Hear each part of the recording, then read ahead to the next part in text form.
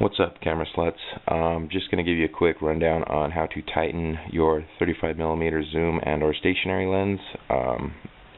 Mine has been a little bit loose, and so I wanted to tighten mine up before I go out on a shoot session. So go ahead and start by laying your camera flat. I like to work with my lens in the camera just so it doesn't topple. They can be top heavy and you don't want to damage anything or drop it, because when you're just doing maintenance, the last thing you want is to have to buy another lens or anything like that, or damage what you're working with. This was just a UV ring, coated ring I have over my lens using a Takumar 1:50 zoom lens. I'm going to go ahead and zoom, make sure I'm zoomed all the way in.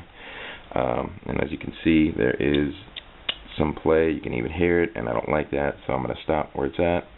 Make sure it's nice and properly seated before you adjust anything. Then go ahead and remove your internal retainer ring. They're usually just finger tight, so just nice and easy. Make sure your fingers aren't touching the lens as you unscrew this, because you will scratch your lens, and that's not good. Nice and easy till she's all the way out. Set that to the side. And I don't know if you can see that, but there are 1, 2, 3 retainer screws which keep this nice and snug. So I'm going to make sure it's nice and seated properly, and then I'm going to go ahead and use my nice clean jeweler's screwdriver, and I'm going to tighten these one at a time, just going around finger tight. You don't want to over tighten, but do make sure it's properly seated before you start tightening these. And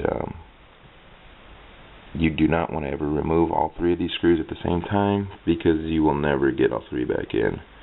So one at a time if necessary, but like I said, this is just maintenance, so you're just tightening it up, so it's no big deal. Excuse the shaky camera and the resolution. My video guy didn't show up today, so that's that. So as you can see, it's nice and snug again, the way it should be, properly.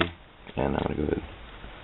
Now I can zoom in and out without any play or anything in it, and it's the way it should be. So I'm going to go ahead and readjust this. When you add your retainer ring back on, make sure you turn counterclockwise until you hear and or feel the click, and then like that, and then you can start tightening up. You do not want to cross thread this thing. Nice and easy. This is just finger tight, so you don't want to over tighten or get too crazy with it. And that makes me happy, so I'm doing that. UV coating or polarized lens cap if you're using it, and then that's it. You are good to go.